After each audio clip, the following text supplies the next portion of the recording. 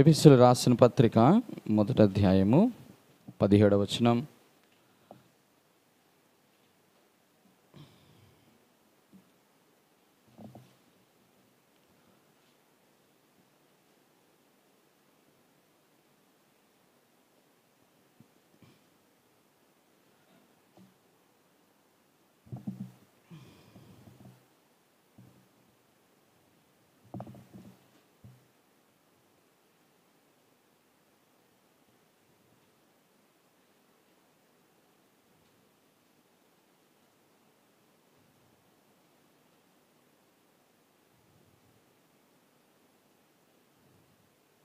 ఎఫెసీయులకు రాసిన పత్రిక మొదటి అధ్యాయము 17వ వచనం.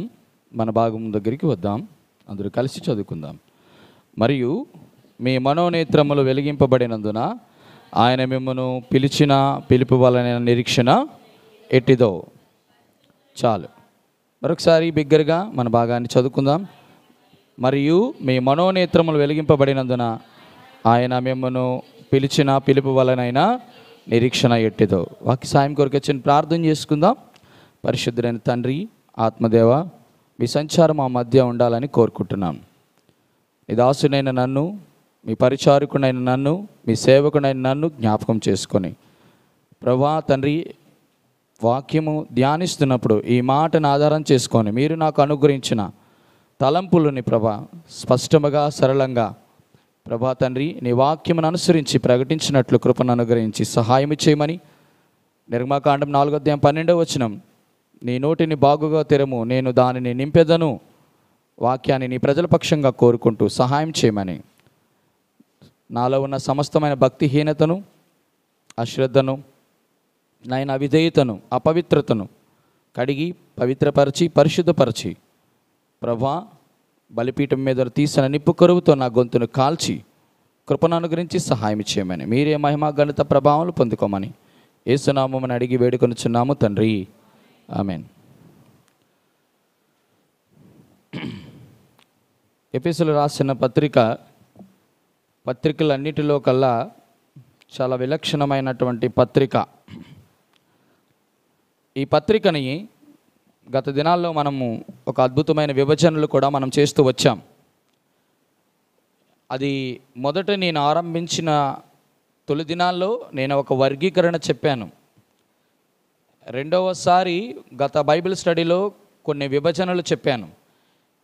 ఇది 3వ విభజన. ఎందుకంటే బైబిల్ విద్యార్థులకు, నిరంతరమైన విద్యార్థులకు దేవుడిచ్చిన తలంపును బట్టి బహుశా కొంతమందికి ఆ తలంపులు రాకపోవచ్చు, కొంతమందికి దేవుడు ఇచ్చిన ప్రత్యక్షతను బట్టి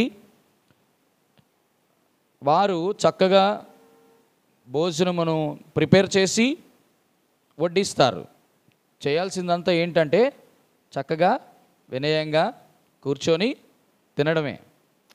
కాబట్టి ఈ 6 అధ్యాయాల్ని ఒక 6 ప్రాముఖ్యమైన విభజనలు చేసి మనం మొదటి అధ్యాయం 17వ వచనానికి వచ్చి దాని వాక్యాన్ని మనం ధ్యానిద్దాం.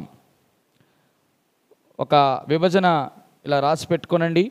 అది ఎంతైనా మీరు ఇంటికి వెళ్ళిన తర్వాత కానీ మీ ఖాళీగా ఉన్న సమయాల్లో మీరు దాన్ని ధ్యానించండి. దేవుడు ఒక నూతనమైన తలంపులు కూడా మీకు దేవుడు అనుగ్రహిస్తాడు. ఇవి మనకి తెలుసుకోకపోతే మనం సరైన విధానంలో మనం చేయలేం, మనకి తెలుసుకోలేం. కాబట్టి ఎఫెసీయులకు రాసిన పత్రిక 6 అధ్యాయాలని ఒక సుస్పష్టమైనటువంటి విధానంలో మనం వర్గీకరించగలిగితే దానిని చక్కగా మనం అర్థం చేసుకోవడానికి చాలా సులువుగా ఉంటుంది. ఎప్పుడైనా గుర్తుంచుకోనండి, కొన్ని విభజనలు ఒకే అక్షరంతో వస్తే మనందరికీ చక్కగా అర్థమవుతుంది. కాబట్టి ఇలా చెప్దాం.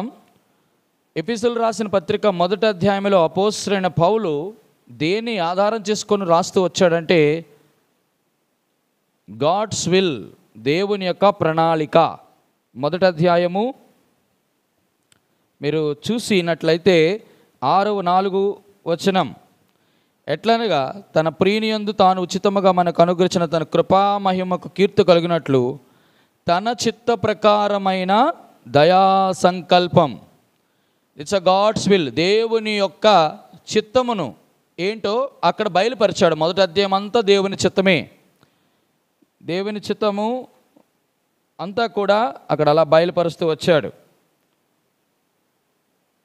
గత దినాల్లో కూడా దాని విషయమై నేను మీకు చెప్తూ వచ్చాను. నెంబర్ 2, రెండవదిగా రెండో అధ్యాయం అంతా కూడా దేని ఆధారంగా చేసుకొని అపోస్తలుడైన పౌలు మనకి రాసి పెట్టాడు అంటే ఇట్స్ అ గాడ్స్ వర్క్. దేవుని యొక్క పని. ప్రభు అయిన యేసుక్రీస్తు వారు రెండో అధ్యాయంలో ఆయన చేసిన పని ఏంటి అంటే ఏం పని చేసినాడు? దూరస్తులైన మనల్ని ఇప్పుడు క్రీస్తు రక్తము వలన సమీపస్తులకు చేశాడు. ఆయన చేసిన పని అది. తర్వాత ఏం చేశాడు? తన సిలువ వలన ఆ ద్వేషమును సంహరించి దాని ద్వారా వీరిద్దరిని ఏక శరీరముగా చేసెను. అన్నిటికీ చేసెను. ఇదంతా కూడా ఆయన చేసిన పని. ఇది గాడ్స్ వర్క్. మూడో అధ్యాయంలో యేసుక్రీస్తు ప్రభువారు ఆయన ఒక ఉన్నతమైనటువంటి విధానంలో ప్రత్యక్షత పరుచుకున్నాడు. మూడో అధ్యాయం అంతా కూడా మనకేం జ్ఞాపకం చేస్తుంది అంటే చూడండి, అక్కడ ఒక మాట 8వ వచనం, 3వ అధ్యాయం 8వ వచనంలో దేవుడు మన ప్రభు అయిన క్రీస్తు యేసును తాను చేసిన నిత్య సంకల్పం మరలోకములోను ప్రధానులకు అధికారుల సంఘము ద్వారా తన నానా విధమైన జ్ఞానమును ఇప్పుడు తెలియజేయవలని ఉద్దేశించి he wants to expose is precious wisdom. ఆయన యొక్క జ్ఞానం శోధింప సఖ్యము కాని ఐశ్వర్యం అది సంఘము ద్వారా ఎవరికి? ప్రధానులకు, అధికారులకు. ఎక్కడున్నారు ఈ ప్రధానుల అధికారులు? పరలోకమందున్న. ఇది చాలా అద్భుతం. ఇది సామాన్యమైన విషయం కాదు. మొదటిది దేవుని యొక్క చిత్తం, రెండవది దేవుని యొక్క పని, మూడవది దేవుని యొక్క జ్ఞానం. Number 1 is God's will, number 2 God's work, number 3 God's wisdom. 4వ అధ్యాయానికి వచ్చేటప్పటికి ఈ 3 కూడా అధ్యాయాలు దేవుడు మనుష్యుల పట్ల చేసినవి. అది గుర్తించాలి మీరు. దేవుని యొక్క చిత్తము మానవుని పట్ల, దేవుని యొక్క పని మానవుని పట్ల, దేవుని యొక్క జ్ఞానము మానవుల కొరకు. తర్వాత 3 అధ్యాయాలు అనగా 4వ అధ్యాయం, 5వ అధ్యాయం, 6వ అధ్యాయం, ఈ 3 అధ్యాయాలు మానవుడు దేవుని కొరకు చేయవలసినవి. అర్థమైందా మీరు? మొదటి 3 అధ్యాయాలు దేవుడు మానవుల కొరకు చేసినవి. 3 అధ్యాయాలు చివరి 4, 5, 6 అధ్యాయాలు మానవుడు దేవుని కొరకు చేయాల్సినవి. ఏం చేయాలా? నెంబర్ 4 ఏంటి? 4వ అధ్యాయం దేవుని కొరకు ఏం చేయాలి మనం? చూడండి, 4వ అధ్యాయము చేయాల్సిన కొన్ని చెప్తాను. 4వ అధ్యాయం 1వ వచనం. కాబట్టి మీరు సమాధానం బంధము చేత ఆత్మ కలిగి ఐక్యం కాపాడటం శ్రద్ధ కలిగిన వారై ప్రేమతో ఒకరినొకడు సహించుకుంటూ మిమ్మల్ని పిలిచిన పిలుపునకు తగినట్లుగా దీర్ఘశాంతముతో కూడా సంపూర్ణ వినయంతో సాత్వికముతో నడుచుకొనవలనని. అవునా కదా? రైట్. రెండవది ఇంకేం చేసినాడు చూడండి ఆ మాట. 15వ వచనం. ప్రేమ కలిగి సత్యము చెప్పుచు క్రీస్తు వలె ఉండుటకు మనం అన్ని విషయములలో ఇవన్నీ చేయాల్సినవి. తర్వాత ఇంకా ఆ 17వ వచనంలో కాబట్టి అన్ని జనులను నడుచుకున్నట్లు మీరు ఇక మీదట నడుచుకొనక ప్రభువునందు వారైతే అంధకార మనసు గలవారై తమ హృదయ కాఠిన్యం తమలోన్న అజ్ఞానము దేవుని వలన కలుగు జీవంలో నుండి వేరు చేయబడిన వారై తమస్కు అగిన వ్యర్థను అనుసరించుకొనుచున్న వారు సిగ్గులేని వారి నుండి నానావిధ అపవిత్రతను అత్యాసం జరిగించుటకు తమ్ము తామునే అపవిత్రతకును అప్పగించుకున్నారు. అయితే మనం 24వ వచనం. నీతియు యథార్థమైన భక్తి గారు దేవుని పోలిసి ఇచ్చబడి వారు నవీన స్వభావమును. ఇవి మనము చేయాల్సిన పనులు, మనము చేయాల్సిన ఇవన్నీ కూడా చాలా చాలా ప్రాముఖ్యమైనవి. దేవుని కొరకు ఇవన్నీ మనం చేయాల్సినవి. తర్వాత 5వ అధ్యాయము 5వ అధ్యాయంలో మొదటి మాట, కావున మీరు ప్రియులైన పిల్లల వలె దేవుని పోలుగా నడుచుకోవాలి. చూడండి అక్కడ నడుచుకొనుట. తర్వాత 2వ వచనంలో అలాగనే మీరు ప్రేమ కలిగి నడుచుకోవాలి. తర్వాత అదే 4వ అధ్యాయం 9వ వచనం,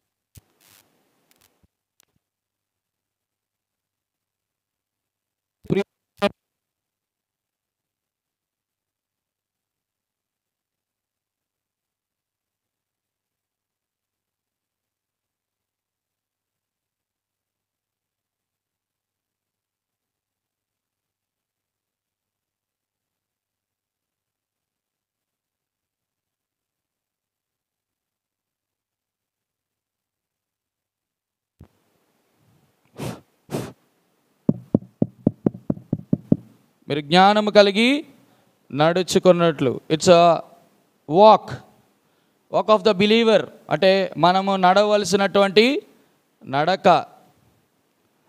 6వ అధ్యాయం చివరిది, తుదకు ప్రభు యొక్క మహాశక్తిని బట్టి ఆయనందు బలవంతుల నుండి మీరు అపవాదితం ఎదురించుటకు శక్తివంతులగునట్లు దేవుడి సర్వాంగమును ధరించుకుని మనం పోరాడినది వార్ఫేర్. ఓకే, ఏంటి వార్ఫేర్ అంటే? పోరాటం. మానవుని యొక్క పోరాటం 6వ అధ్యాయంలో మనకు కనబడుతుంది. 4వ అధ్యాయంలో ఏంటి? మానవుని యొక్క ఏం చేయాలా? ఆయన కొరకు చేయాల్సిన పనులు. ఇక్కడ 5వ అధ్యాయంలో దేవునితో ఎలా నడాలి, దేవుని కొరకు ఎలా నడాలి. 6వ అధ్యాయంలో దేవుని కొరకు పోరాడడం. సరే, ఇవన్నీ కూడా మనకి ప్రాముఖ్యమైన భాగాలు. ఇలాంటివి కూడా మనం తెలుసుకోవడం చాలా మంచిది. కాబట్టి 6కి 6 పేర్లు ఇచ్చినామా లేదా? మొదటిది ఏంటి? దేవుని చిత్తం, God's will. Very good. Number 2, God's work, దేవుని పని.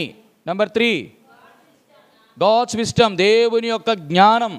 3, ఇది దేవుడు మానవుల పట్ల చేసినవి. ఇప్పుడు మానవుడు దేవుని కొరకు చేయాల్సినవి, దేవుని కొరకు చేయాల్సిన పని. ఇట్స్ అ వెల్ఫేర్, దేవుని కొరకు చేయాల్సింది. తర్వాత వాక్ ఆఫ్ ద బిలీవర్, అంటే పరిశుద్ధుడు లేక విశ్వాసి యొక్క నడక. 6వదిగా దేవుని కొరకు పోరాటం. ఇవి 6. ఇట్లాంటివి గుర్తుంచుకుంటే మనము సందేశాన్ని మనం చాలా ఈజీగా బైబిల్ స్టడీ మనం నేర్చుకోవచ్చు. ఇవే విభజన లేకుండా మనం ఏమీ కూడా చేయడానికి లేదు. ఇప్పుడు నేను చెప్తుంటాను, బైబిల్ నేర్చుకునేటువంటి వారు ఎప్పుడైనా ఒక అధ్యాయాన్ని లేకపోతే ఒక పుస్తకాన్ని మనం చాలా డీటెయిల్గా స్టడీ చేయాలంటే ABCDE ఈ 5 కూడా మన హృదయంలో ఎప్పుడూ ఉండాలి. ఉంటే ఆటోమేటిక్గా వస్తాయి. అలా లేకపోతే మనకు అర్థం కాదు. మొదటిది A ఫర్ ఆథర్. ఆథర్ అంటే ఆ యొక్క గ్రంథాన్ని రచించిన రచయిత లేకపోతే రచయిత్రి, ఏదైతే అది. B అంటే దేని కొరకు అని అంటే మనము ఏది బేస్ చేసుకొని మనం చేస్తాం అనేది చాలా ప్రాముఖ్యమైనది. B stands for what? ఎవరైనా చెప్తారా?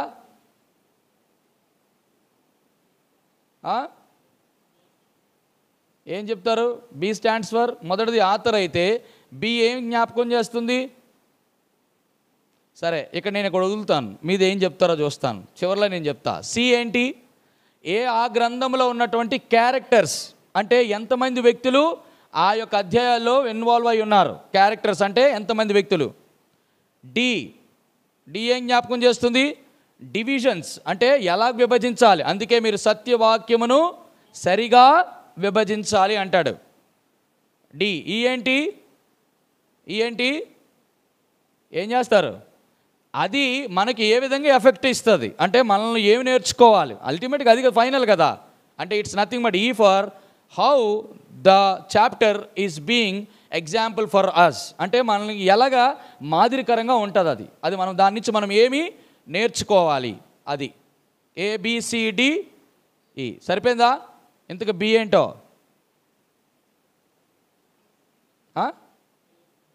కాదు, ఇంకా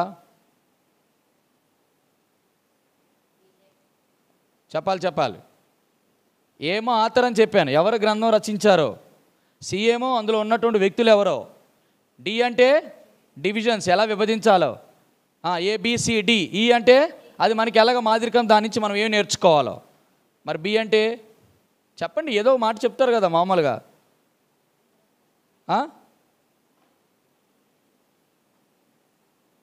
ఏమమ్మా బైబిల్ స్టూడెంట్స్ చెప్పాలి మీరు. లాస్ట్లో నేను పూర్తయ్యే ముందు నాకు ఒకసారి జ్ఞాపకం చేయండి, అప్పుడు ఈ క్వశ్చన్ మిమ్మల్ని అడిగిన నాకు జ్ఞాపకం ఉంటుంది. రైట్, ఇప్పుడు మనం వర్తమానంలోకి వెళ్దాం. ఇప్పటి వరకు దేవుడు మనల్ని పిలిచిన పిలుపు వలన నిరీక్షణ ఎట్టిదో, ఈ మాటను ఆధారం చేసుకొని గత బైబిల్ స్టడీలో ఒకసారి యూట్యూబ్లో మీరు చెక్ చేస్తే దీని మీద ఇంచుమించుగా 4 వర్తమానాలు ఇచ్చాం. తర్వాత దీన్ని ఆధారం చేసుకొని 5-6 వర్తమానాలు ఇచ్చాం. ఇప్పటికి 2 వర్తమానాలు ఇచ్చాను. ఇది లాస్ట్ అండ్ ఫైనల్. ఇది ఈ 7లో నేను 7 భాగాలుగా మళ్ళీ డివైడ్ చేసి మొత్తం దీన్ని కంప్లీట్ చేస్తాం. అక్కడతో మన పిలుపు వలనైనా నిరీక్షణ ఎట్టిదో కంప్లీట్ అవుతుంది. దానిలో చాలా విషయాలు మాట్లాడాం. రైట్, దేవాది దేవుడు పిలిచినటువంటి పిలుపులో ఉన్న నిరీక్షణ ఎట్టిదో మనకు తెలియాలంటే మొట్టమొదటిగా దేవుడు మనల్ని పిలిచినటువంటి పిలుపులు అనేక మంది చూసాం కదా. ఈరోజు ఒక 7 వ్యక్తులు మీ ముందుకు తీసుకొస్తాను. ఆ 7 రకాలుగా దేవుడు పిలిచాడు. ఈ 7 ఈ 7 పిలుపులతో దేవుడు పిలిచిన తర్వాత మనకేమర్థమవుతుందంటే, ఓహో దేవుడు వీటి కొరకన్నమాట దేవుడు మనల్ని పిలుస్తాడు. నేను చాలాసార్లు మీకు చెప్పాను, మన దేవుడు ఎందుకు పిలిచినాడంటే సమాధానముగా ఉండుటకు మనలను పిలిచెను, ఆశీర్వాదమునకు వారసులగుటకు పిలిచెను, అంధకార సంబంధమైన వాటిలో నుంచి దేవుడు మనల్ని పిలిచాడు, లోకంలో నుంచి మనల్ని పిలిచాడు. ఇలాంటివి ఇత్యాది అనేకమైన ఉన్నాయి. కానీ వీటి ఇప్పటి వరకు నేను చెప్పినటువంటి ఇవన్నీ కూడా ఇది సండే స్కూల్, తర్వాత ప్రైమరీ స్కూల్, హై స్కూల్. ఇప్పుడు ఎక్కడికి వచ్చామంటే యూనివర్సిటీ లెవెల్కి వచ్చామన్నమాట. మొదటిది స్కూల్ స్టేజ్ అయిపోయింది, తర్వాత కాలేజ్ స్టేజ్ అయిపోయింది, ఇప్పుడు యూనివర్సిటీ స్టేజ్కి వచ్చాం. అంతేనా? ఇప్పుడు యూనివర్సిటీ స్టేజ్లో అంటే విశ్వవిద్యాలయంలో అది ఫైనల్ అనమాట. ఇక అక్కడతో చదువు లేదు, అయిపోయినట్టే కదా. ఇక్కడతో మనం నేర్చుకోవాలి.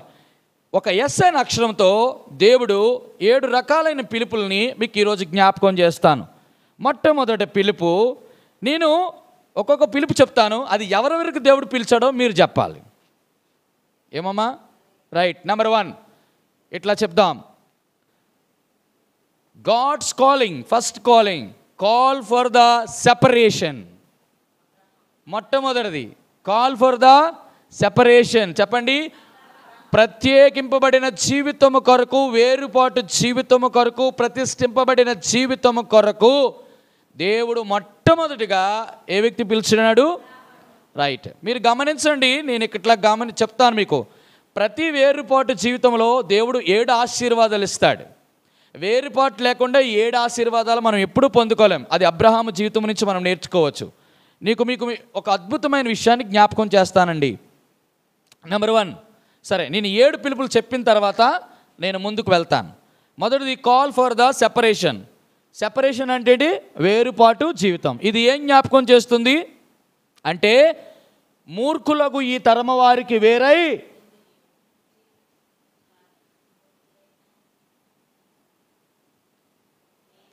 అపోస్తలుల కార్యములు 2వ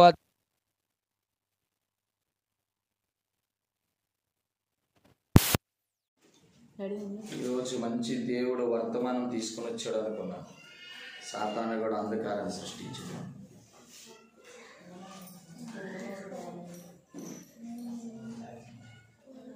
యూట్యూబ్ ఆపినానా? మొట్టమొదటిది కాల్ ఫర్ సెపరేషన్, అబ్రహాముని మనం చూస్తాం.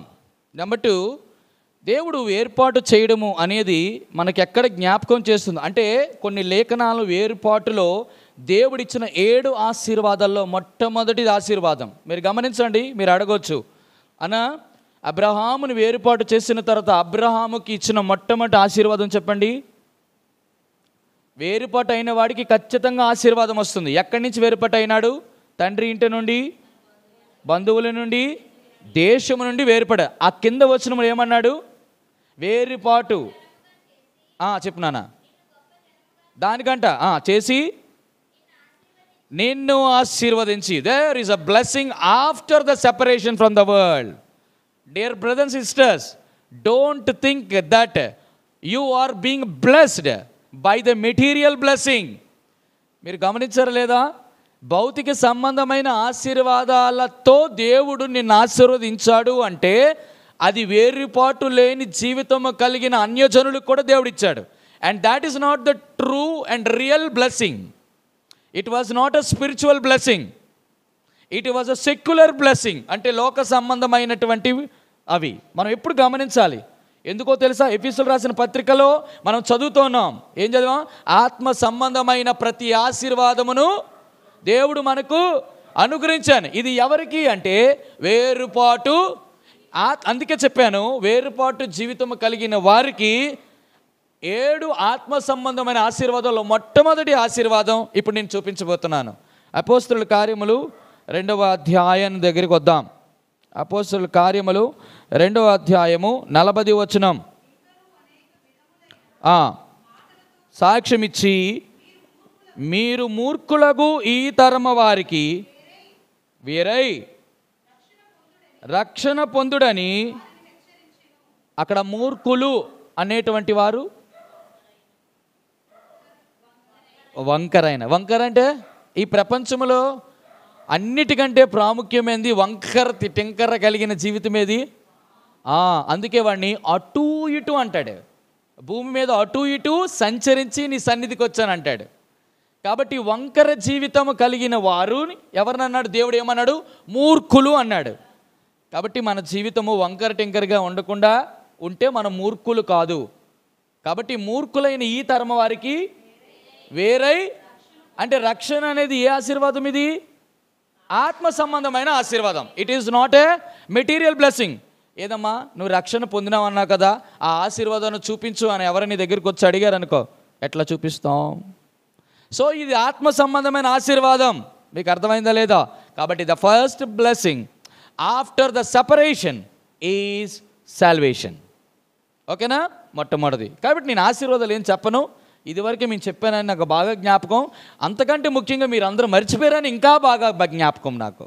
కాబట్టి మొదటిది రక్షణ. రైట్. రక్షణ తర్వాత గమనించండి, దేవుడు ఏర్పాటు అయిన తర్వాత దేని కొరకు పిలుస్తాడు అంటే దేవుడు call for submission. Number 1 is call for separation. వేరుపాటు జీవితం కొరకు దేవుడు పిలిచిన తర్వాత రెండోది విధేయత కొరకు. దేవుడు పిలిచిన తర్వాత ఏం కనిపెడతాడు చెప్పండి? వీడు విధేయుడు అవుతాడా లేదా? ఏంటి చాలా అద్భుతమైన విషయాలు ఈరోజు నేను ప్రభు దగ్గర అడిగి ధ్యానిస్తున్నప్పుడు నాకు హృదయం అంతా సంతోషంతో నిండిపోయింది. ప్రభా మంచి మాటలు దయచేసావు ప్రభా ఈరోజు అని. అంత ఇంగ్లీష్లో నేను ప్యాటర్న్ తయారు చేసుకున్నాను, దేంతో చేస్తే కరెక్ట్గా అర్థమవుతుంది. బైబిల్ స్టడీలో చాలామంది యూట్యూబ్లో ఫాలో అవుతున్న వాళ్ళు కూడా వాళ్ళు తెలుసుకుంటారు, వాళ్ళు దాన్ని ఎలా ఫ్రేమ్ చేసుకోవాలో. గమనించండి బిడ్డలారా, ఇప్పుడు చెప్తున్నటువంటి ఈ ఫ్రేమింగ్ సెంటెన్సెస్ ఇవన్నీ కూడా ఎవరో వ్యక్తులు వాక్యం చెప్పిన తర్వాత వాళ్ళ దగ్గర కాపీ కొట్టి చెప్పేటటువంటి వ్యవహారం బాపదైతే కాదు. రెండోది ఏంటంటే గూగుల్ నుంచి మనం సెర్చ్ చేసి కొన్ని విషయాలు మనకు దొరికితే చేసేది కాదు. దేవుడు ఆయా తలంపులు దేవుని బిడ్డలకు ప్రత్యక్షత కలిగిన మనసు, జ్ఞానం కలిగిన హృదయమును ఇచ్చి సమస్త విధములైన జ్ఞానముతో దేవుని వాక్యమును సమృద్ధిగా నింపి దేవుడు ఆ ప్రత్యక్షతనిస్తాడు. కాబట్టి నేర్చుకునేటోళ్ళు చాలా జాగ్రత్తగా నేర్చుకోవాలి. ఒక తలంపిస్తే చాలండి, దేవుడు ఆటోమేటిక్గా దాన్ని ఏం చేస్తాం? అలాగలా పట్టుకొని వెళ్ళిపోతాం. రైట్. రెండవది ఏంటంటే తెలుసా అండి? సబ్మిషన్. పిలిచిన తర్వాత విధేయత అవుతాడా లేదా? ఎప్పుడైతే విధేయత చూపించారో then you will go for the third call. మూడవది కాల్ ఫర్, చెప్పండి. విధేయత అయిపోయిన తర్వాత అబ్రహాం వేరుపరిచాడా? వేరుపరిచిన తర్వాత దేవుడిచ్చిన ఆశీర్వాదం ఏంటో చెప్పండి? స్థలము ఇస్తారన్నాడు, సంతానం ఇస్తున్నాడు. అయ్యో చెప్పానే, ఇది 2 ఆశీర్వాదం 3 ఆశీర్వాదం. మొదటిది రక్షణ, రెండోది ఏంటి? ప్లేస్, ఇంకా వారసత్వం. వారసుడు కూడా ఇస్తాడు కదా, ఇచ్చాడా లేదా? స్థలం ఇచ్చాడు, సంతానం కూడా ఇచ్చాడు. ఈ సంతానం వచ్చినటువంటి ఇస్సాకు ఏం చేశాడు? ఏమిచ్చినాడు? దేవుడు మోరియా పర్వతం మీద తీసుకెళ్ళినప్పుడు నేను వధిస్తున్నానంటే, నన్ను ఎందుకు వధిస్తావు అనలా, శిరస వహించి విధేయత చూపించాడు. This is call for submission. సరే, ఈ ఒక్కొక్క దానిలో నేను తర్వాత అన్నీ చెప్తాను. మూడోది ఏంటి? ఏమైంది? మూడో ఆశీర్వాదం అంటే గాడ్ కాల్స్ ఫర్ శాంటిఫికేషన్, అంటే పవిత్రత కొరకైన పిలుపు. ఏం చేస్తాడు? పిలుస్తాడా లేదా? దేవుడు అన్నాడా లేదా? ఏ భక్తుడితో అన్నాడు చెప్పండి? మొదటిదేమో Abraham, call for separation. Call for submission, విధేయత కొరకైన పిలుపు ఇస్సాకులో చూస్తాం. మూడోది కాల్ ఫర్ శాంటిఫికేషన్ ఎవరిలో చూస్తాం? కాదు కాదు కాదు, నేను చెప్తాను, నేనే చెప్తాను.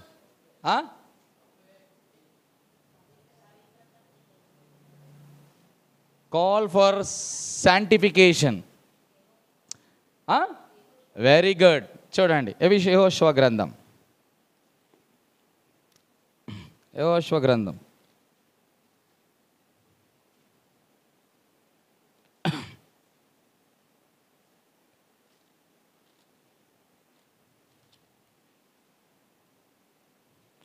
3వ అధ్యాయం 5వ వచనం. మరియు యెహోషువ, రేపు యెహోవా మీ మధ్య అద్భుత కార్యములను చేయును గనుక మిమ్మును మీరు పరుచుకొనడి. It was the call for, చెప్పండి, కాల్ ఫర్ శాంటిఫికేషన్. దానికి ప్రత్యన్మయము అనగా దానికి క్రాస్ రిఫరెన్స్ ఎక్కడ ఉంటుంది మనకి? యెషయా గ్రంథం 1వ అధ్యాయం. మీ అందరికి తెలిసిన మాటలే, కాకపోతే మీకు గుర్తులేవు అంతే, బిజీ కదా మనం. 1వ అధ్యాయం 18వ వచనం.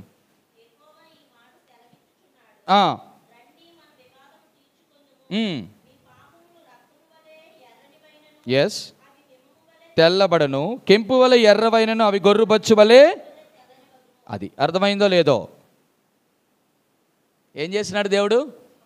కమ్ లెట్ us, ఏమంటున్నాడు? రండి మన వివాదం తీర్చుకుందు. మన దాన్ని ఇంగ్లీష్లో ఏమంటాం? కమ్ లెట్ us ఆర్గ్యూవా? తమ్ముడా, can you read that verse for me? Come let us discuss అన్నాడా? కమ్ లెట్ us డీల్ అన్నాడా? కమ్ లెట్ us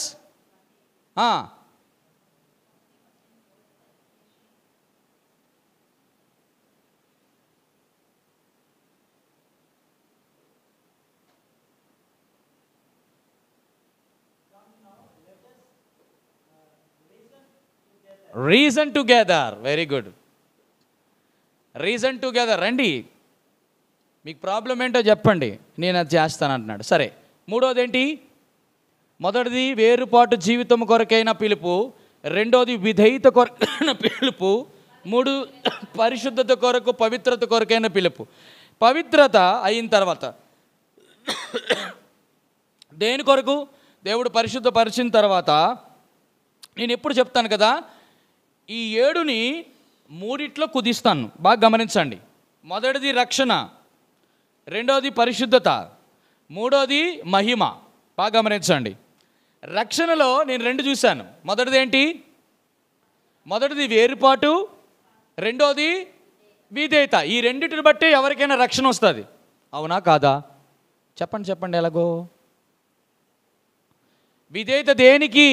రక్షణ కొరకు. Right, very good. సువార్తకి ఎవరైతే విధేయత చూపిస్తారో ఆటోమేటిక్గా రక్షణ పొందుతారు. కాబట్టి 2 గమనించండి, రక్షణలో 2 పార్ట్స్ ఉంటాయి. మొదటిది వేరుపాటు జీవితము, రెండోది విధేయత. అలాగోలండి. రెండోది పవిత్రత. పవిత్రతలో ఈ 7 2 అయిపోయినాయి, ఇంకా 5 మిగిలాయి. ఈ ఐదిట్లో ఏమున్నాయి చెప్పండి? పవిత్రతలో రెండు ఉంటాయి. పరిశుద్ధతలో నెంబర్ 1, పరిశుద్ధతలో అయిపోయిన తర్వాత పవిత్రతలో పరిశుద్ధతలో ఏముంటాయి? మొదటిది పవిత్రత, రెండోది, నాలుగోది రాయండి చెప్తాను ఇప్పుడు. నాలుగోది కాల్ ఫర్ సప్లికేషన్. సప్లికేషన్ అంటే విన్నపము, విజ్ఞాపన, ప్రార్థన. మూడోది call for sanctification, call for supplication. Third one important, పరిశుద్ధమైన ప్రజలను దేవుడు ఎక్కడికి చేర్చినాడు? మందిరములోనికి. కాల్ ఫర్ శాంక్చురీ, SANCTUARY, పరిశుద్ధ ఆలయంలో చేర్చినాడు. అంటే ఒక వ్యక్తిని దేవుడు పరిశుద్ధపరచడానికి పిలిస్తే ఆయన 3 ఇస్తాడు. మొదటిది పరిశుద్ధత ఇస్తాడు, రెండోది ప్రార్థన చేసేటువంటి ఆత్మ, విన్నపము, ప్రార్థించే స్థితిలోకి వెళ్తాడు, మూడోది దేవుని మందిరంలో స్థానం ఇస్తాడు. అర్థమైందా లేదో? అర్థమైందా? రైట్. ఇది పవిత్రత, శాంటిఫికేషన్. థర్డ్ వన్ మహిమ, గ్లోరిఫికేషన్లో ఏముంటాయి చెప్పండి? మహిమ ఉత్తునికే రాదు బిడ్డలారా. ఇవి 5 సింపుల్గా వస్తాయి అన్నీ మనకి, ఫ్రీ ఆఫ్ కాస్ట్. కానీ మహిమ రావాలంటే, అధికారం రావాలంటే ఏం చేయాలా? మహిమ. యేసు కొరకై ఈ శ్రమలు. ఎంత దేవుడు వాక్యం ఎంత బాగుంటుందంటే, ఆ ధనాగారాన్ని మనం సమృద్ధిగా కూర్చుకున్నప్పుడు మనకు అర్థం, దేవుడికి మహిమ రావాలన్నా, మనము మహిమలోకి వెళ్ళాలన్నా ఈ శ్రమలు దగినవి కావు. గ్లోరిఫికేషన్లో మహిమ, మూడో దానిలో మహిమ పరచబడుటకు దేవుడిచ్చినటువంటి ఇది 3, మొదటిది 2 కలిపితే 5, ఇంక 2 మిగిలాయి. Call for sufferings, call for sufferings.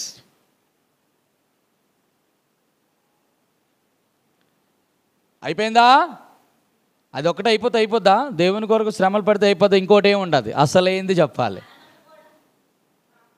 ఇన్ని చెప్పినారు, ఇప్పుడు ఎన్ని చెప్పినా, మొదటిది సెపరేషన్, రెండోది సబ్మిషన్, మూడోది శాంటిఫికేషన్, నాలుగోది సప్లికేషన్, ఐదోది శాంక్చురీ, ఆరోది సఫరింగ్, ఏడోది ఒక్కటి మీరు చెప్పండి చాలు.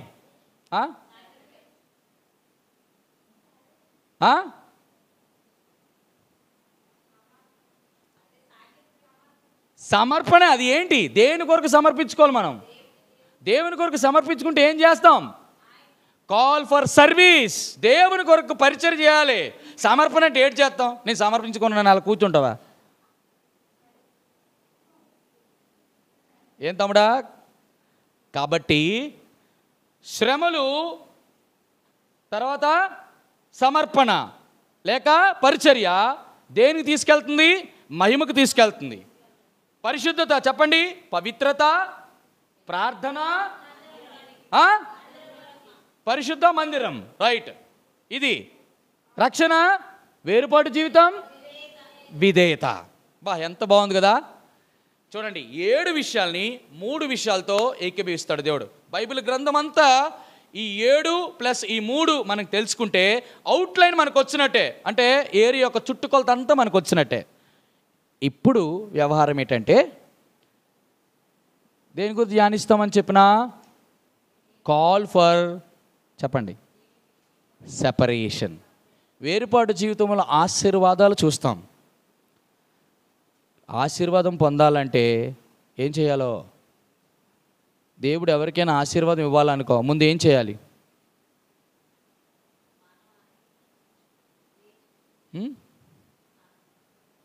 తమ్ముడు, దేవుడు ఎప్పుడైనా ఒక వ్యక్తిని ఆశీర్వదించాలంటే ముందు అర్పించుకోవాలి. అంటే అర్పణ లేకుండా చెప్పండి, అర్పణ లేకుండా ఆశీర్వాదం రాదు. ఇప్పుడు నేను బాగా గమనించండి, ఇప్పుడు వర్తమానంలోకి వెళ్తున్నాను. ఆల్రెడీ 1/2 అవర్ అయిపోయింది. బైబిల్ గ్రంథంలో 50 అధ్యాయాలు కలిగిన ఆదికాండాన్ని మోషే రాస్తే అందులో 50 అధ్యాయాలలో 12 అధ్యాయాల వరకు ముగ్గురు దేవునికి కావలసిన వ్యక్తులు కనబడతారు. మొట్టమొదటి వ్యక్తి దేవుడికి కావలసిన వ్యక్తి చెప్పండి. మొదటిది హేబేల్, కరెక్ట్. నెంబర్ 2 హానోక్, 12 అధ్యాయానికి ముందని చెప్పిన. నెంబర్ 3 హేబేలు, హానోకు, నోవాహు, అంతే, రైట్. ముగ్గురు 3 విషయాలకు ప్రతీక. నెంబర్ 1 హేబేల్ ఈజ్ మెంట్ ఫర్ వర్షిప్, ఆరాధన, అర్పణ తెచ్చినాడు కదా. నెంబర్ 2 హానోక్ దేవుడితో నడిచినాడు, is meant for the walk with the God. Number 3 నోవాహు ఈజ్ మెంట్ ఫర్ వర్క్, ఆయనేమో పని చేసినాడు నోవాహు. హానోకేమో దేవునితో నడిచినాడు, హేబేలేమో దేవునికి అర్పణ ఇచ్చినాడు. ఇప్పుడు మీరు చెప్తాను, ఒక మాట గమనించండి నాన్న, వినండి ఒక మాట. అమ్మ విలేకరులాగా తర్వాత రాదురు. మొదటిది హేబేలు ఆశీర్వాదం పొందాలనుకున్నాడు, ఆశీర్వాదమునకు వారసుడు నగుతూ చేద్దాం అనుకున్నాడు. కానీ పాపం అన్న తమ్ముడిని చంపేశాడు. ఆశీర్వాదం. నెంబర్ 2 దేవునితో నడిచాడు, మరీ ఎక్కువ నడిచాడు. కాబట్టి ఇంక నడడం ఎందుకురా నాయన, నాతో పాటు నేను మరణం లేకుండా తీసుకుపోయాడు. ఆశీర్వాదం చెప్పండి ఇచ్చాడు. మూడవది నోవాహు దేవుని కొరకు పని చేసినాడు, ఆశీర్వాదమునకు కర్తగా చేద్దాం అనుకున్నాడు. కాకపోతే వెరీ గుడ్ వేసాడు, చిన్నది ఏటి చుక్క. ఎంత ఎప్పుడు గమనించండి, దేవుని కొరకు ఎంత బాగా చేసామని కాదు, కానీ చివరిలో మన పరిస్థితి దేవుడు డిసైడ్ చేస్తాడు. ఒకప్పుడు చాలా బాగా ప్రార్థన చేశాను అన్న, ఇప్పుడు చేయలేకపోతే దేవుడు దాన్ని పరిగణించాడు. ఒకడు తన నీతిని మొట్టమొదటి చాలా నీతిమంతుడే, చివరికి తన నీతిని బట్టి ఇప్పుడు ఒకప్పుడు నీతిగా ఉన్నాను ఇప్పుడు నీతిగా లేదంటే దేవుడు వాడిని రక్షించడు. ఒకప్పుడు పాపినైనా ఇప్పుడు నీతిగా నడుచుకున్నాడు, రక్షిస్తాడు. అది దేవుని యొక్క బ్యాలెన్సింగ్. ఇప్పుడు ఒక మాట మీకు జ్ఞాపకం చేయనా, సాధారణంగా ఒక ముగ్గురు వ్యక్తులు, ఒకరు వర్షిపర్, రెండవరు వాకర్, మూడవది వర్కర్. వర్షిపర్, వాకర్, ఈ ముగ్గురునికి దేవుడు ఎన్ని అధ్యాయాలు కేటాయించాడు? 11 అధ్యాయాలు మాత్రమే కేటాయించాడు. 12 అధ్యాయాలు అబ్రాహాం ఎంటర్ అయిపోతాడు, అవునా కదా? 12 అధ్యాయం నుంచి 50 అధ్యాయాల మధ్యలో దేవుడికి ఇష్టమైన వాళ్ళు 4 కనబడతారు. ఇప్పుడు చెప్పండి, అబ్రహాం, ఇస్సాక్, యాకోబ్, యోషువ, జోసఫ్. నానా ఆది కాండంలో యోషువ ఉండడు. ఓకే, ఏసేపా, నాకు సరిగ్గా వినబడలేదురా చెల్లి, క్షమించు నాన్న. కాబట్టి 4 ఉన్నారు. ఎవరు వాళ్ళు? అబ్రహాం, ఇసాక్, జాకోబ్, యోసేపు. ఈ 4 ఆత్మ సంబంధమైన ఆశీర్వాదాలకు గుర్తు. చెప్తారా ఏంటో? దేవుడు చాలా మంచి తలంపులు ఇచ్చాడండి. దేవుడు వాళ్ళందరి జీవితాల్లో దేవుడు చేసినటువంటి గొప్ప విషయాలు దేవుడు పొందుపరుస్తూ వచ్చాడు ప్రతిదానికి కూడా. చూడండి, 11 అధ్యాయాలు. ఇప్పుడు 50 అధ్యాయాల్లో 12 అధ్యాయాలు తీసామనుకో, ఎన్ని అధ్యాయాలు ఉంటాయి? 38 అధ్యాయాలు కేవలం 4 కోసం దేవుడు ఏం చేశాడు? కేటాయించాడు. వీళ్ళు 4 ప్రపంచానికి ఆశీర్వాదకరంగా దేవుడు మలిచాడు. అబ్రహాము ఆశీర్వదించబడ్డానికి కారణం ఏంటంటే చెప్పండి, బికాస్ ఆఫ్ హిస్ ఫెయిత్ఫుల్నెస్, దేవుని పట్ల విశ్వాసం, దాన్ని బట్టి ఆశీర్వదించబడ్డాడు. ఓకేనా? 2 మొదటిది అన్నీ దానికి ఒకటే కాడికేసి కట్టకూడదు. ఇందాక నేను చెప్పాను, కాల్ ఫర్ ద సబ్మిషన్ అంటే విధేయత. ఇందులో అబ్రహాం గురించి మన డిస్కషన్ అంతా కూడా. ఇస్సాకు ఏంటో తెలుసా? ఇందాక చెప్పండి.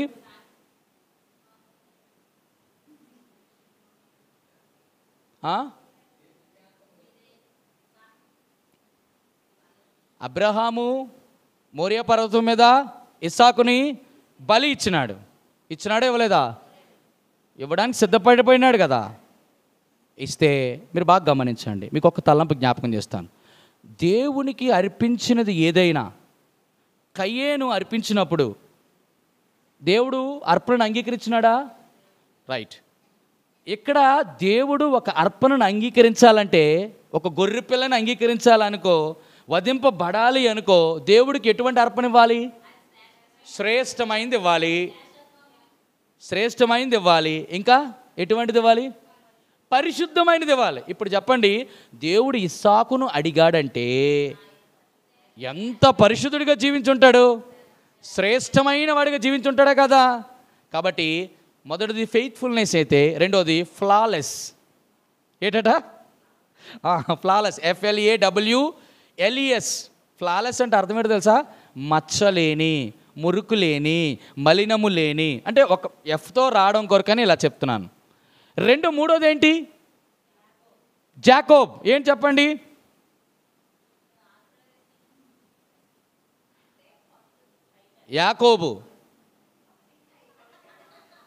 యాకోబు దేనికి గుర్తు అనంటే, దేనికైతే దూరం అయిపోయాడో దేవుడు దానికి దగ్గర అయిపోయాడు. మీరు గమనించండి, మందిరం అన్న ప్రత్యక్షత, సహవాసం అన్న ప్రత్యక్షత ఎవరికి కలిగింది?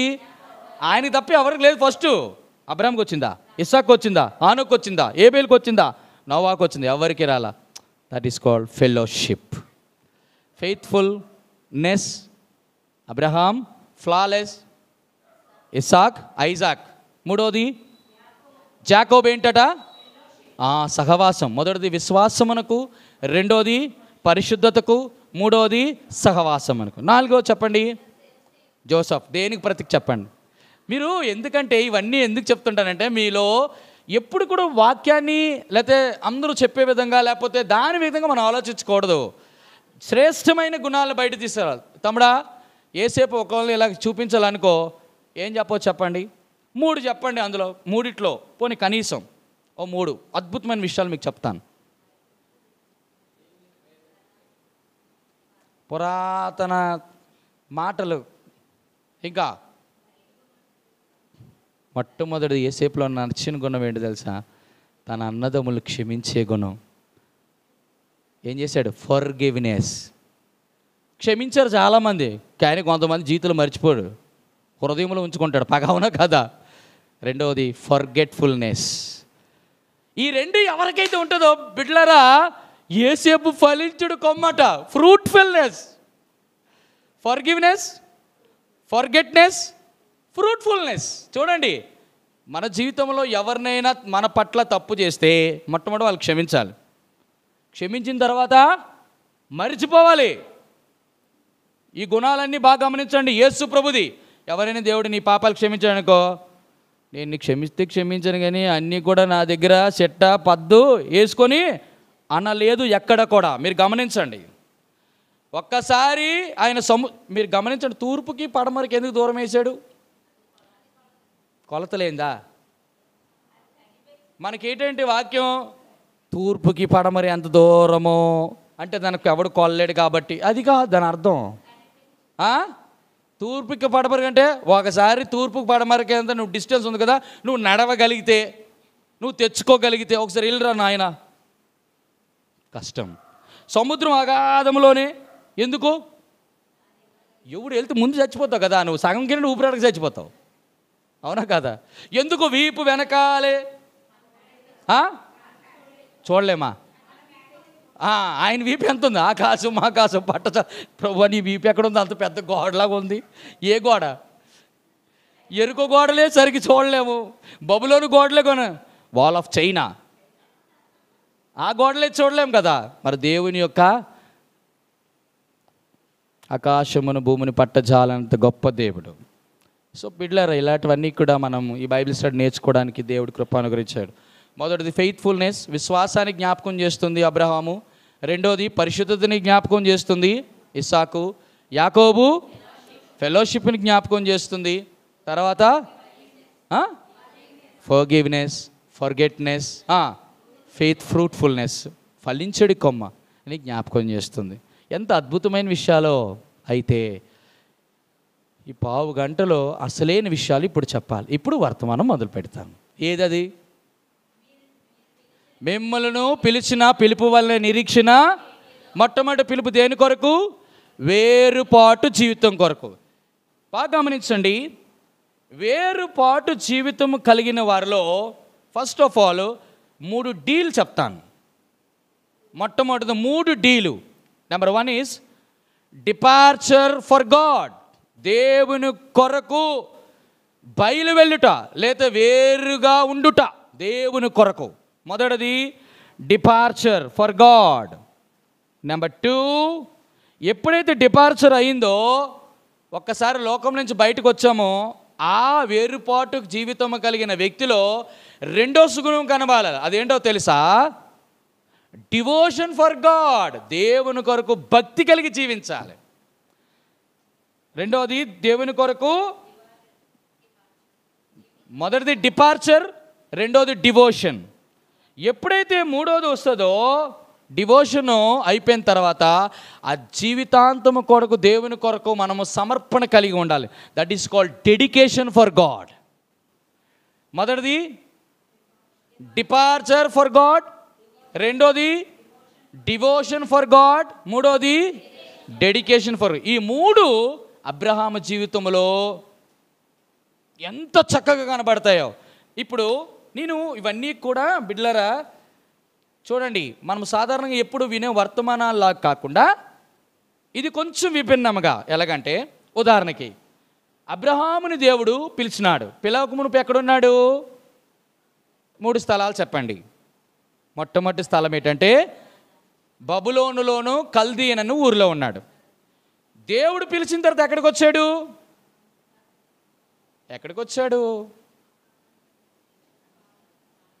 కల్దీల ఊరిలో ఎక్కడున్నాడు? పోనీ చెప్పండి. పోనీ మెసొపొతేమియాలో ఉన్నాడు. మెసొపొతేమియా నుంచి ఎక్కడికి వచ్చాడు? హారానికి వచ్చాడు. హారాన్ నుంచి ఎక్కడికి వచ్చాడు? కనానులోని హెబ్రోన్కి వచ్చాడు. మీరు ఇవన్నీ లేకపోతే నేను అబ్రాహాం గురించి ఏం చెప్తాను? నేను మనకేమో అబ్రాహాం గురించి అన్నీ తెలుసాను అనుకుంటాం. ఆయన పుట్టిన స్థలము, వచ్చిన స్థలము, ఉండిన స్థలమే తెలియదు మనకి. ఉన్నదా లేదా బైబిల్లో చూపించమంటారా? లేకపోతే అపోస్తల కార్యాలు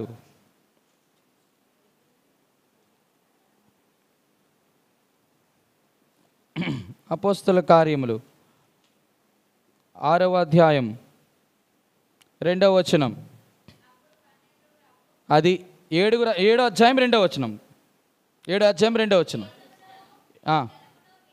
విడిచి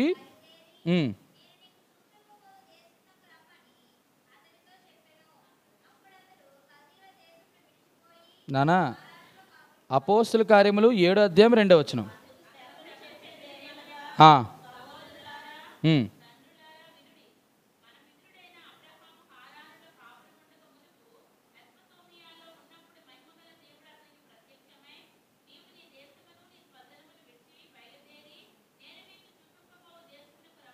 రైట్.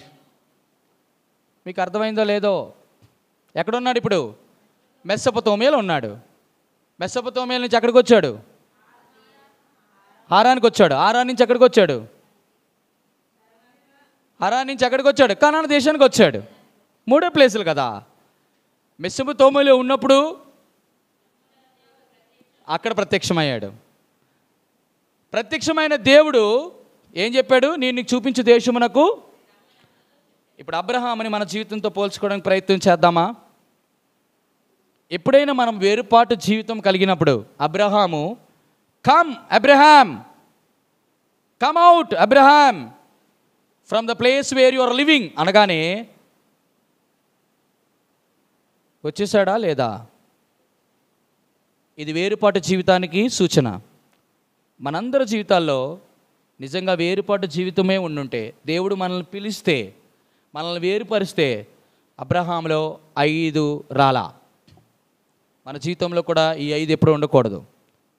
దేవుడు నీకు రక్షణ ఇద్దామని పిలిచినప్పుడు, దేవుడు నిన్ను తన పరిశుద్ధత కొరకు పిలిచినప్పుడు, దేవుడు తన మహిమ కొరకు మనల్ని పిలిచినప్పుడు, అబ్రహాము ఈ 5 విషయాలు దేవాది దేవుడిని అడగల.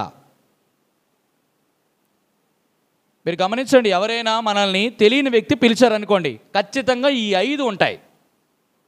నెంబర్ 1 నేను ఇలాగ రాసుకున్నాను.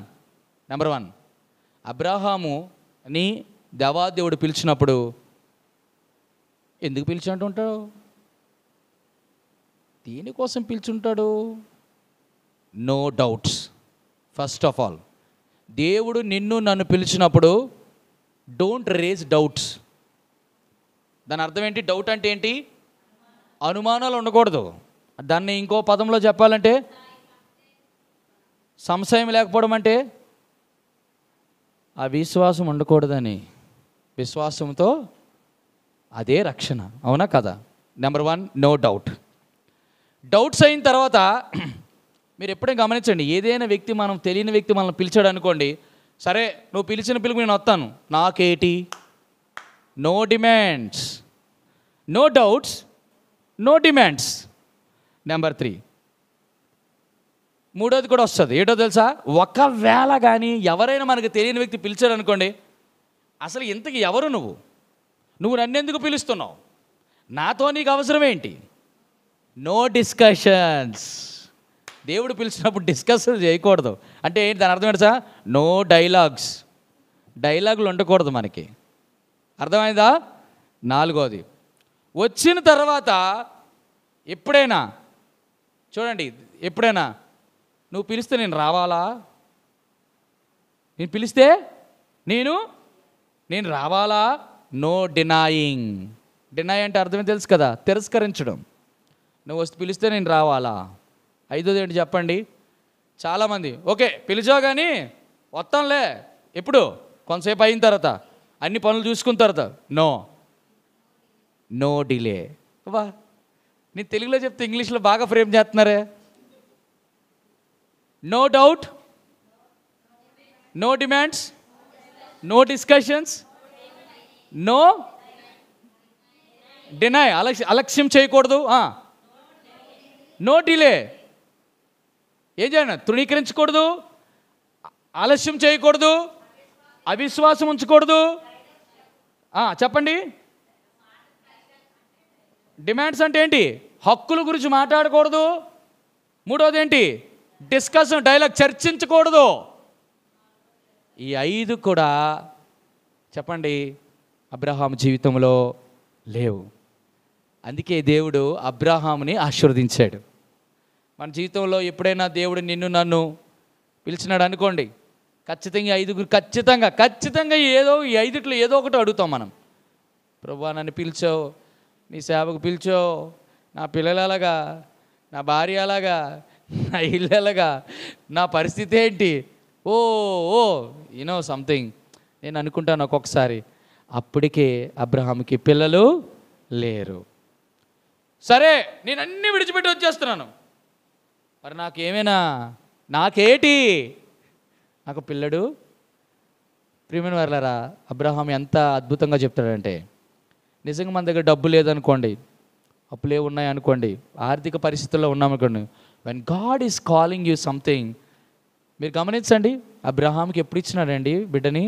75 సంవత్సరాలు పిలిస్తే 25 సంవత్సరాలు ఆ యొక్క అవసరతను తీర్చడానికి పడితే తక్షణ విధేయత చూపించినవాడు, డౌట్స్ లేనివాడు, డిమాండ్ చేయనివాడు, డిస్కషన్ చేయనివాడు, డినై చేయనివాడు, డిలే చేయనివాడు, అలక్ష్యం చేయుడు, తృణీకరించుడు, మాటలు ఆడడు, హక్కులు అడగడు, అవిశ్వాసం చూపించడు.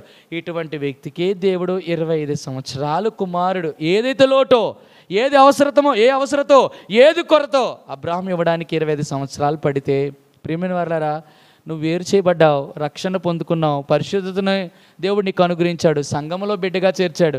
మన జీవితంలో ఏదో ఒక అవసరత ఉందని దేవునికి డౌట్లు, దేవునితో డిమాండ్లు, దేవునితో డైలాగులు వదలడం, దేవుని కొరకు తిరస్కరించడం, దేవుని ఎప్పుడైనా పిలిచిన పిలుపుకి మనము డిలే చేయడం చేస్తే దేవుడు అంటాడు కదా, అయ్యో అబ్రహాం లాంటి వాళ్ళు ఒక్కరు లేరే నా కొరకు, అబ్రహాం లాగా ఒక్కరు. ఆ రోజు నేను అబ్రహాంని ఎలాగే పిలిచాను కదా, ఏ రోజు డిమాండ్ చేయలేదే, ఏ డౌట్ కూడా లేదే నా మీద, నాతో ఏది కూడా చర్చించలేదే, కనీసం అలక్ష్యం చేయలేదే, కనీసం ఇంకేంటట, తిరస్కరించలేదే. పిలిచిన పిలుపుకి విధేయుడై లోబడి వచ్చేసాడే. ఇటువంటి వాడికే నేను 25 సంవత్సరాలు పడితే మరి నా బిడ్డలు నేను ఏర్పాటు చేశాను, వాళ్ళకి ఏదైనా ఆత్మీయ ఆశీర్వాదం ఇవ్వాలనుకుంటే దేవుడు చేయడా? ప్రేమైన వాళ్ళరా, ఇదొక్కటి నేను చెప్పడానికి అయిపోయింది. రెండవది ఏంటట? మొదటిదేంటి? Departure for God. దేవుని కొరకు వేరుపాటు కలిగిన జీవితాలలో నువ్వు దేవుని కొరకు వేరుపాటు కలిగిన బ్రతికితే, దేవుని కొరకు నేను వేరుగా ఉండాలి ప్రభా, నేను నీ బిడ్డను ప్రత్యేకింపబడిన జీవితం అంటే ఈ 5 ప్రభు విషయంలో మనం ఏ రోజు కూడా నా దేవునితో డిమాండ్లు, డైలాగ్స్, డిస్కషన్స్, డిలేలు మనం ఏమీ చేయకూడదు బిడ్డలారా. దేవుడు కోరుకుంది అదే. దేవుడు నిన్ను ఎంతగా ప్రేమించినాడంటే నిన్ను వేరుపాటు చేయడమే. దేని కొరకు? ఆశీర్వదించడం కొరకు. It takes some time, there is a treasure, but don't దేవునికి టెస్ట్ మాత్రం చేయకు. Don't test your God. దేవుడికి ఎంత అద్భుతం తెలుసా ప్రభు అనేది. నేను చెప్పనా, నా జీవితంలో నన్ను తొలిచి వేసిన ఒక అద్భుతమైన మాట. మొన్న నేను అనేక సార్లు చదివాను, కానీ దేవుడు నన్ను ఎంతగా ప్రేరేపించాడంటే ఆ మాటలు, అది చెప్పి నేను ముగిస్తాను. దేవుని చిత్తమైతే అబ్రహాం జీవితం నుంచి 2 devotion for God and dedication for God, ఈ 2 నెక్స్ట్ బైబిల్ స్టడీలో మనం చూసి కంప్లీట్ చేస్తాం. తర్వాత కాల్ ఫర్ సబ్మిషన్కి వెళ్తాం, తర్వాత కాల్ ఫర్ శాంక్చురీకి వెళ్తాం, కాల్ ఫర్ సప్లికేషన్కి వెళ్తాం, తర్వాత కాల్ ఫర్ శాంక్చురీకి వెళ్తాం, దేవుని యొక్క మందిరంకి వెళ్తాం, తర్వాత దేవుని కొరకు శ్రమలకు వెళ్తాం, తర్వాత ఇవన్నీ చెప్తాను. ఈ ఒక్క మాట చూసి మనం ముగిస్తామా? ఈ రోజుల్లో నా జీవితంలో ఒక ఆధ్యాత్మికమైన అంతస్తులలోకి వెళ్ళిన నా జీవితంలో ఇది ఎప్పుడు గుర్తుండాలి బిడ్లారా, ఎప్పుడు గుర్తుండాలి. ఇలాగుంటే దేవుడికి ఎంత ఇష్టమో. కీర్తన గ్రంథం 44వ అధ్యాయం, కీర్తన గ్రంథం 44వ అధ్యాయం, 44వ అధ్యాయం 8 నుంచి చదువుతారా ఎవరైనా స్పష్టంగా? దినమెల్లా మేము దేవుని యందు అతిశయపడుచున్నాము, నీ నామమును బట్టి మేము నిత్యము కృతజ్ఞత చెల్లించుచున్నాము. అలాగాగారా మీరు? దినమెల్లా ఏం చేస్తున్నారు? దేవుని బట్టి. తర్వాత నిత్యము కృతజ్ఞతాస్తుతులు. అయితే అక్కడ చూడండి, ఆ మాట ఎంత భయంకరం అంటే ఇప్పుడు చెప్తారు. ఇప్పుడు నీవు మమ్మల్ని విడనాడి, నానా అండర్లైన్ చేసుకోవాలి. ప్రతి మాట మనకి చాలా ఇంపార్టెంట్. ప్రభువా, ఈరోజు నేను అవమానానికి గురయ్యాను, మా సేనలతో కూడా నీవు నో ప్రొటెక్షన్, నువ్వు మాతో రానన్నావు, శత్రువులు నిలవకుండా మమ్మల్ని వెనుకకు, అంతా వాటమే. తర్వాత మమ్మల్ని ద్వేషించి వారు ఇష్టము వచ్చినట్లు మమ్మను, మనమంతా కూడా ఖాళీ అయిపోతున్నాం. తర్వాత భోజన పదార్థముగా ఒకడు గొర్రెలను అప్పగించినట్లు, అయ్యో ప్రభా మమ్మల్ని అప్పగించేసావేటి ప్రభా వాళ్ళకి. తర్వాత ప్రభా మమ్మల్ని చెదరగొట్టేశావు, వెల చెప్పగా ధన ప్రాప్తి లేక నీవే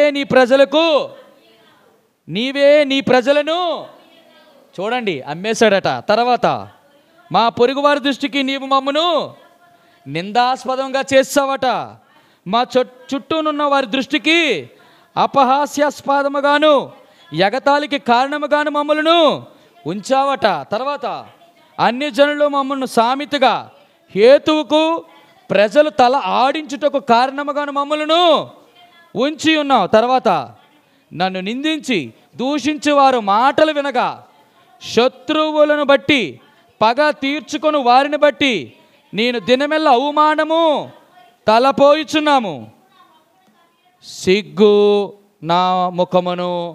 ప్రియమైన వారలారా, వేరుపాటు కలిగినటువంటి విశ్వాసులు, పరిశుద్ధులు, ప్రియులు జీవితాల్లో చవి చూసినటువంటి మహాభయంకరమైన పరిస్థితి ఇది. అయితే దాని తర్వాత చదవండి, ఇదంతయు ఏదంతయు 9 వచనము నుంచి 16 వచనము వరకు జరిగిన తర్వాత ఇది అంతయు మా మీదకు వచ్చినను.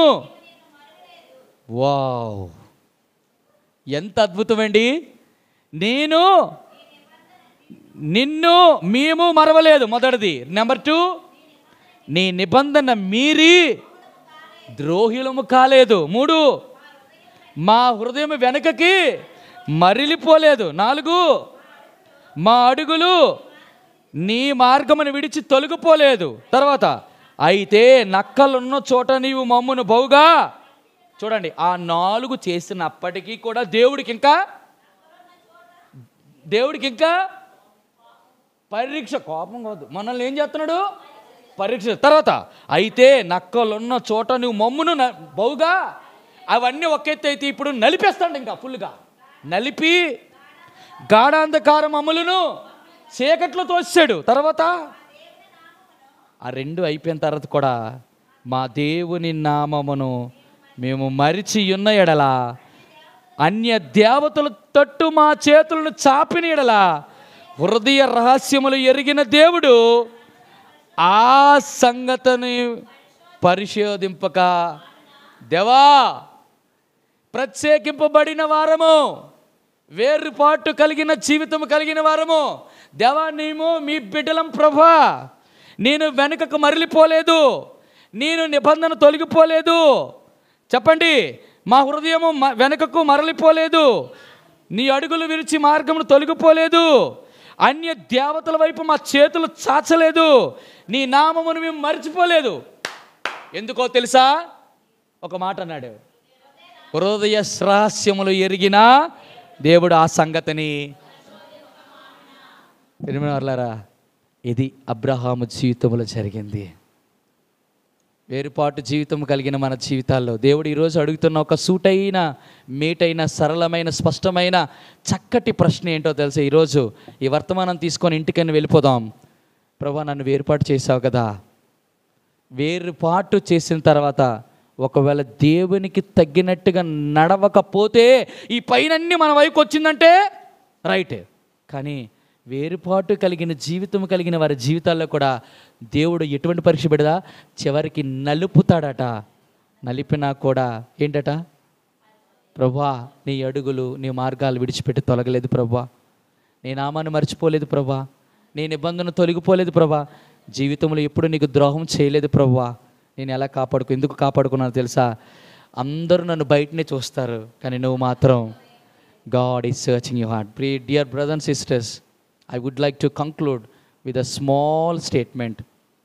God knew your every desire. నీ కోరికేంటో దేవుడికి తెలుసు. దేవుని దగ్గర మనం మెటీరియల్ బ్లెస్సింగ్ కోసం అడగడం కాదు.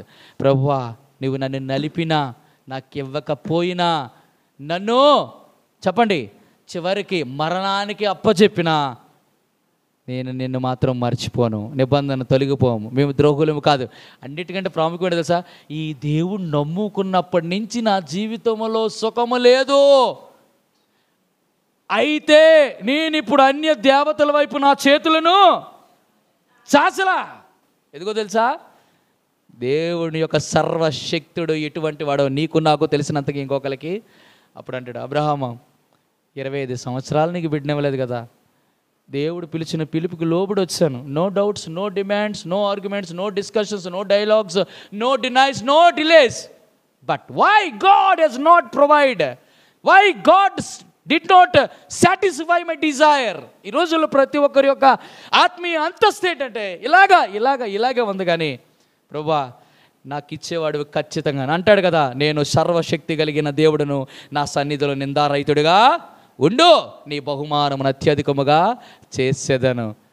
నేను ఆశీర్వదించడం కాదు అబ్రహాం, నీవే ఇతరులకు ఆశీర్వాదకంగా మార్చేస్తాను అంటాడు. దేవుడు ఎంత గొప్ప దేవుడిని మనం విడిచిపెడితే నీ కోరిక సిద్ధించదు తర్వాత సంగతి. కానీ ఏదైతే దేవుని కొరకు సిద్ధ మనసు కలిగి సిద్ధపడ్డావో ఆఖరికి పరలోక రాజ్యానికి కూడా చేరుకోకుండా అయిపోతాం. Don't think about your material blessings. God will definitely in his time God will give you. Just hope for the best. నాకు ఏది ఇచ్చినా ఇవ్వకపోయినా ప్రభా, నా జీవితంలో ఈ రక్షణ నేను పోగొట్టుకోను, పరిశుద్ధతను పోగొట్టుకోను, నేను మహిమపరచకుండా నేను ఉండలేను. అట్టి జీవితంతో దేవుడు మనందరినీ తీర్చిదిద్దును గాక, సిద్ధపరచును గాక, మహిమ కొరకు సిద్ధపాటు కలిగేటట్టుగా మనము జీవించుదుము గాక. ఆమేన్, ఆమేన్, ఆమేన్. దయచేసి